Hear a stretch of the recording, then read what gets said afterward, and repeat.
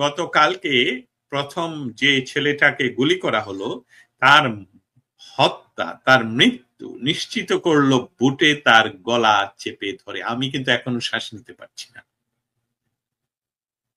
আমি কিন্তু এখনো শ্বাস নিতে পারছি না। এই সশস্ত্র বাহিনী, তাকে আর আমরা কিভাবে আর কত এসিড টেস্ট করতে হবে যে এই 5 ডাকাতের, এই ডক্টর ইউনূসের ডাকাত দলের ক্ষমতার উৎস একমাত্র এই সেনাবাহিনী, একমাত্র। আর কোনো উপায়, আর কিছু নেই। সেনাবাহিনী শেল্টার না দিলে, যেখানে পুলিশ পারেনি, যেখানে অন্য প্রশাসনের অন্য কেউ পারেনি, সেখানে গতকালকে জনগণ, বাংলাদেশের মানুষ, গোপালগঞ্জের জনগণ তাদেরকে প্রতিহত করেছে। তাদেরকে কিন্তু হত্যা করেনি, তাদেরকে কিন্তু মব করে কিলিয়ে পিটিয়ে বাইরে মেরে টাঙিয়ে রাখেনি। সেখানে বিনা উস্কানিতে বাংলাদেশের সশস্ত্র বাহিনী মানুষকে হত্যা করেছে, যেটা এটা সরাসরি আমি বলবো যে এটা হলো একটি গণহত্যার শামিল। গণহত্যার পূর্ণ ডেফিনেশনে পরে কিনা সেটা নিয়ে আমরা পরে আলাপ করব, কিন্তু এখানে সরাসরি নিজের দেশের মানুষকে হত্যা করা হয়েছে। এবং সেটা ইতিমধ্যে স্টেট ডিপার্টমেন্ট, হোয়াইট হাউস এবং জাতিসংঘের সহ পৃথিবী, ইউরোপিয়ান ইউনিয়ন সহ সমস্ত জায়গায় এই ভিডিও ফুটেজ গুলো সরবরাহকৃত করা হয়েছে এবং তারা সে বিষয়ে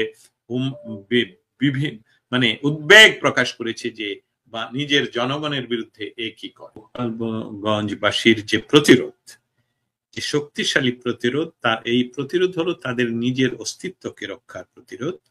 সেই প্রতিরোধে তারা কোনো রাজনৈতিক নেতৃত্বের ধারেনি, দাঁড়িয়ে থাকেনি। তারা বাংলাদেশের জাতির জনক, বাঙালি জাতির জনক কের পুণ্য ভূমিকে রক্ষা করার জন্য তারা আবাল বৃদ্ধ বনিতা, মেয়েরা, স্পেশালি মেয়েরা রাস্তায় নেমে আসে এবং সেখানে তারা জীবনের তোয়াক্কা করেনি।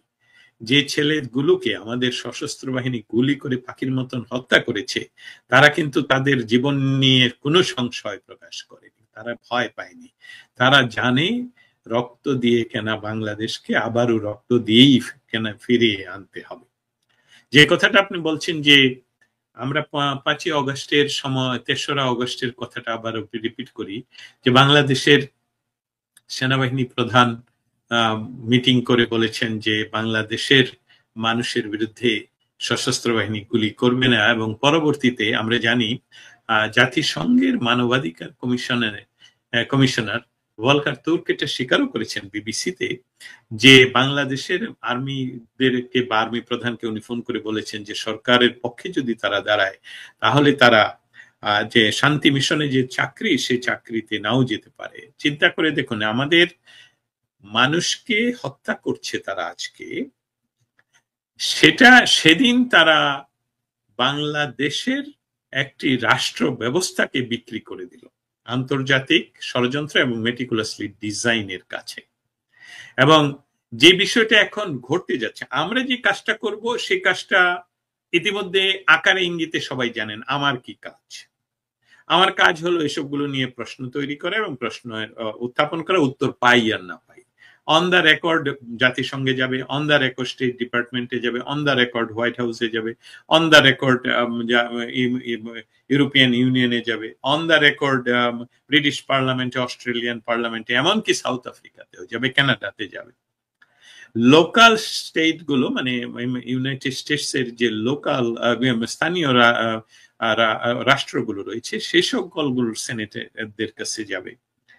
আমরা এই কাজগুলো যতটুকু পারি আমরা আমি বলতে চাচ্ছিলাম না, হয়তো আমার চোখে দেখা যায় এটা প্রায় কত হবে 38 ঘন্টার মতন কিন্তু ঘুম হয়নি। কারণ বাংলাদেশে যে মানুষকে হত্যা করা হচ্ছে গুলির মতন, এটা নিয়ে আর ঘুমানোর তো কোনো উপায় নেই। আমাদের পরবর্তী এই তথ্য সংগ্রহ করা, ভিডিও সংগ্রহ করা, ছবি সংগ্রহ করা, সেসবগুলোকে ফাইলিং করা, সেসবগুলোকে ডকুমেন্টের আকারে আর্কাইভ করা এবং সেসবগুলোকে বিভিন্ন জায়গায় পৌঁছানোর কাজ করতে করতে আজকে আপনিও তো আমাকে হঠাৎ করে বললেন যে আমাকে আসতে হবে। আমি গতকাল রাতে গতকাল দিনে এটা প্রমাণিত হয়ে গেল। এই শক্তির উৎসটা হলো যে বাংলাদেশের যে সেনাবাহিনী এখন একটা ঠিকাদারি কারবার করছেন, তারা বাংলাদেশের কোনো রাজনৈতিক সংগঠনকে কিন্তু তাদের প্রোটেকশন দেওয়ার কোনো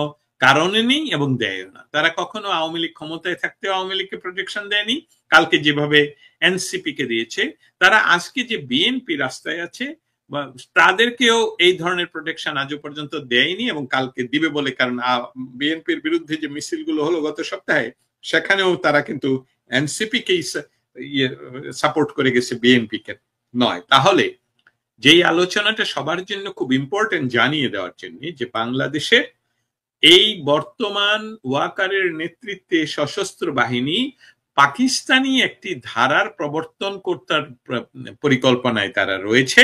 সেই পরিকল্পনাটার অংশ হলো যে কোনো মৌলিক রাজনৈতিক দলকে না, তারা তাদের ইচ্ছা মতো, যেমন কালকে তো দেখলেন যে এনসিপির এই 5-6টা গুন্ডাকে তারা ঢাকা থেকে শত শত মানে আমি বলবো কোটি টাকার খরচ করে আমাদের সশস্ত্র বাহিনীর যানবাহন ব্যবহার করে, সরকারি প্রোটোকল ব্যবহার করে তারা টঙ্গিপাড়াতে নিয়ে গেলেন এবং কাটকা পড়লে আবার তাদেরকে মানুষকে খুন করে তাদের জানে ভরে নিয়ে আসলেন। অতএব তারা তাদের পেটুয়া বাহিনীকে তারা তৈরি করছেন এবং তাদেরকেই তারা এই যে নির্বাচন বিএনপি যে চেষ্টা করছে বলার জন্য, আসলে যে নির্বাচনটা হবে এটা পাকিস্তানি কায়দাই হবে এবং পাকিস্তানি কায়দায় এনসিপি কে ক্ষমতায় বসিয়ে এই যে অর্বাচীন অর্ধ শিক্ষিত বা অর্ধ মূর্খ যেভাবে যে বলুক না কেন, এবং এই যে ডাকাত দল, তাদের মাধ্যম কাছ থেকে ক্ষমতায় বসিয়ে আর্মি পিছন থেকে এই সবসময় পাকিস্তানের মতন একটা ক্ষমতার অংশে থাকতে চায় এবং সেখানে ডক্টর ইউনূস আমৃত্যু একটা পোস্টে যেখানে থাকার প্রয়োজন সেখানে রাখতে চায়। সেই সাথে বিদেশি প্রভুদের কাছে আমরা সেই 71 সন থেকে শুনে আসছি, যদিও আমি 71-এর শিশু ছিলাম, আমি বলছি বই পড়ে সেই সময়কার, যে দেশ বিক্রিতে কেউ পাকিস্তানের দালাল, কেউ ইন্ডিয়ার দালাল, কেউ আমরা বাংলাদেশের দালাল। আমার শত্রুর শত্রু আমার মিত্র। অতএব আমাদের বাংলাদেশের পরীক্ষিত বন্ধু যারা আমাদেরকে স্বাধীনতা সংগ্রামে অকৃত্রিম ভাবে সহযোগিতা করেছে, যাদের সাথে আমাদের সবচেয়ে দীর্ঘতম বর্ডার এবং প্রতিবেশী, তাদের সাথেই আমাদের সুসম্পর্ক রাখতে হবে। না হলে ডক্টর ইউনূস, যিনি মেটিকুলাসলি ডিজাইন করে এই ক্ষমতা দখল করেছেন, তিনি ভারতের বিরুদ্ধে যুদ্ধ ঘোষণা করে আবার আম পাঠান কেন? এই সবগুলো হলো ভেক। অতএব এই রাষ্ট্র ব্যবস্থাকে ভেঙে দেওয়া হয়েছে। বঙ্গবন্ধু তনয়া শেখ হাসিনার নেতৃত্বে বাংলাদেশ যে একটা স্থিতিশীল অর্থনৈতিক শক্তি হিসাবে এশিয়াতে যেটা ছিল, নট অনলি এশিয়ার সিম্বলিক, পাকিস্তানের অন্ততপক্ষে 2জন প্রধানমন্ত্রী বলেছেন যে আমাদের, তাদের জনগণ নাকি তাদেরকে বলে, তাদের সাপোর্টার তাদেরকে নাকি বলে যে আমাদের কিচ্ছু লাগবে না, তোমরা পাকিস্তানকে বাংলাদেশ বানিয়ে দাও। এবং আমার সাথে পাকিস্তানি সাংবাদিক আছে যারা আমার সাথে কাজ করে, তারাও সেই মিরাকলের কথা করে। সেই স্থিতিশীল ব্যবস্থাটাকে 100 বছর ইতিমধ্যে বাংলাদেশ পিছিয়ে গেছে। অনেকে বলবেন অনেক বেশি বলছি, আমার বেশি বলার কোনো প্রয়োজন নেই। আপনি অর্থনৈতিক সূচক দেখেন, আপনি ওয়ার্ল্ড ব্যাংকের সূচক দেখেন, আপনি ইন্টারন্যাশনাল মনিটারি ফান্ডের সূচক দেখেন, আপনি দেখেন যে ট্যারিফের ব্যবস্থায় আমরা কতটুকু পিছিয়ে আছি, আপনি দেখেন যে গত সপ্তাহে ওয়ালমার্ট কতগুলো বাংলাদেশ থেকে কতগুলো প্যান্ট শার্টের অর্ডার ক্যান্সেল করেছে। আমি হয়তো বা এটাও বাংলাদেশের মেইট হইতে পারে, এমনকি টাইটাও বাংলাদেশের মেইট হইতে পারে। অর্থাৎ এই সার্বিক ব্যবস্থায় বাংলাদেশ ভিক্ষার ঝুলি ইতিমধ্যে হাতে, এবং সেইটা মেটিকুলাসলি ডিজাইনের অংশ। কারণ এই ছেলেগুলো, আমার কথা বলার প্রচুর লাইন, যেহেতু আমাদের আজকে ছিল গোপালগঞ্জে যে মানুষ হত্যা করেছে আমাদের সশস্ত্র বাহিনী, on record, on live television, এটা কার শোনা কথা নয়, এটা কোনো কাছ থেকে শোনা কথা নয়। আমি এটা নিয়ে 24 ঘন্টার ভিডিও প্রোগ্রাম করতে পারবো লাইভ, 24 ঘন্টা দেখাইলেও শেষ হবে না যে কত তারা অত্যাচার করেছে। আমরা শুনতে পাচ্ছি আজকে রাতে যে কারফিউ জারি করে আবার সেখানে সশস্ত্র বাহিনী পাঠানো হয়েছে, বিভিন্ন বাহিনী পাঠানো হয়েছে, সেখানে চিরুনি অভিযান হচ্ছে এবং আওয়ামী লীগের নেতা কর্মীদেরকে গোপনে হত্যা করার পরিকল্পনা করা হচ্ছে। তার সাথে যদি আমাদের বিভিন্ন সিনিয়র সাংবাদিকরা, স্পেশালি কানাডিয়ান সিনিয়র সাংবাদিক সাগর ভাইকে অন্তত 3-4 বার পোস্ট দিলেন যে রাতের আধারে যাতে আবার আপনাদের সেনাবাহিনী এবং এই সার্জিস ডাকাত দল নিয়ে আপনারা বঙ্গবন্ধুর স্মৃতিসৌধে আঘাত না করেন, তাহলে বাংলাদেশ জ্বলে ওঠা, আপনাদের পালানোর পথ থাকবে না। এটা এইভাবে বলি, যেটা কিছুক্ষণ আগেই আমার সহ আলোচক সালাউদ্দিন ভাই বলেছেন যে গোপালগঞ্জকে যে বাসী যে কাজটি করেছে সেই কাজটি আমাদের ইনফেক্টেড হতে হবে অন্যান্য সমস্ত জেলায়, তাহলে 12 ঘন্টা লাগবে না, 1 ঘন্টায় পালানোর। তারা তো পালানোর পথ পায়নি, তারা তো পালিয়ে যেতে পারেনি কালকে। তার জন্য তাদের যে ঠিকাদার, সেই ঠিকাদার বাংলাদেশ আর্মি, তাদের আমাদের টাকায় কেনা সবচেয়ে দামি সাজুয়া যানের ভেতরে ভরে ভিডিওগুলো দেখানো উচিত। তাদেরকে নিয়ে আসছে, তারা আসতে পারেনি, তারা সেখানে আত্মসমর্পণ করেছে, তাদেরকে খুঁজে পাওয়া যেত না। আপনারা যে মব কিলিং এতদিন করছেন, আপনাদেরকে বালুর কণার মতন খুঁজে পাওয়া যেত না। আমি শুধু সালাউদ্দিন ভাইয়ের সাথে একটা বিষয় একমতে আমি শেয়ার করতে চাই। সারা বাংলাদেশের সমস্ত জেলাগুলোতে সাধারণ মানুষ যদি এভাবে নেমে আসে তাহলে তো 1 ঘন্টার বিষয়, কিন্তু আপনি শুধু এই গোপালগঞ্জের মতন ঢাকার চারপাশের নরসিংদী, নারায়ণগঞ্জ, মুন্সিগঞ্জ, সাভার এই এরিয়াগুলোতে, সোনারগাঁ এই এরিয়াগুলোতে যদি জাগ্রত করতে পারেন আপনারা এবং মানুষকে ঢাকায় নিয়ে আসতে পারতেন গতকালকে, তাহলে তারা ঢাকা ছেড়ে পালিয়ে যেত। কারণ তাদের ভিত্তি নেই, জনগণের ভিত্তি নেই। কারণ আর্মি তাদের বিরুদ্ধে, পুলিশ প্রশাসন তাদের বিরুদ্ধে, প্রশাসন তাদের বিরুদ্ধে, আওয়ামী লীগ মাঠে নেই, ছাত্রলীগ নিষিদ্ধ, সেখানে জনগণ প্রতিরোধ করে তুলেছে। এই প্রতিরোধ জনগণ যদি কালকে ঢাকার চতুর্পাশে ডাক দিতে পারত তাহলে খেল খতম হয়ে যেত, এবং সেটা চিরই ঘটছে। আমার ধারণা সেটা খুব দ্রুতই ঘটবে, কারণ প্রতিটা বিষয়ের একটা লিমিট থাকে। আমরা কোন বিষয়টা নিয়ে কথা বলবো, আমরা বাক স্বাধীনতার কথা বললে নাই সেখানে, আমরা বিচার বিভাগের কথা বললে নাই সেখানে। প্রতিদিন মানুষের হাত পা যেরকম অশ্লীল, যেভাবে বলবো যে আমরা সহ্য করতে পারি না, এই নিকৃষ্ট উপায়ে মানুষকে হত্যা করা হচ্ছে, সেসবগুলো আর কত মানুষ সহ্য করবে? রাজনৈতিক নেতৃত্ব যারা দিচ্ছেন তারা যেহেতু আপনারা মাটিতে পা রাখতে পারছেন না এই মুহূর্তে তাদের অত্যাচারের খেলায়, সশস্ত্র বাহিনী সহ সকলের, অতএব সাধারণ মানুষকে এই রাস্তায় কিভাবে নামিয়ে আনবেন, কিভাবে উদ্বুদ্ধ করবেন তারা প্রস্তুত। এটা হলো আমার একটা ন্যারেটিভ। আপনারা সেই কাজটুকু যদি সম্মিলিতভাবে করতে পারেন তাহলে বাংলাদেশের মুক্তি অচিরেই আসবে। এবং সেই সাথে বলে রাখি, আন্তর্জাতিক মহল সবসময় এই ধরনের অ্যাট্রোসিটি, যেখানে পুলিশের গুলি, যেখানে আর্মির সরাসরি গুলি, যেখানে সাধারণ মানুষকে বুটের নিচে হত্যা করা হয়, সেটা এই সভ্য সমাজ, সভ্য পৃথিবী থেকে প্রতিবাদ আসবেই। ও ইতিমধ্যে প্রতিবাদ আসা শুরু হয়েছে এবং বাংলাদেশ সরকারকে এর জন্য হয়তোবা খুব দ্রুততম সময় জবাবদিহি করতে হবে। আর ঢাকায় পুলিশ বাহিনীর সদর দপ্তরে বসে উনি স্বরাষ্ট্রমন্ত্রীও নন, উনি সশস্ত্র বাহিনীর কেউ নন, সেখানে অন্যান্য উপদেষ্টারা সেখানে বসে গোপালগঞ্জে তাদের সন্ত্রাসী বাহিনী কিভাবে সন্ত্রাস করছে সেসবগুলো অবলোকন এবং নির্দেশ করে খুন করা, সে সকল রেকর্ড গুলো আপনারা রাখবেন, আমাদের কাছে রয়েছে।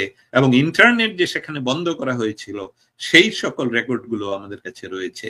Bangladesh army open fire at unarmed civilian in Gopalganj, killing several and injuring hundreds to protect jihadist NCP, the party of opposer of 1971 freedom.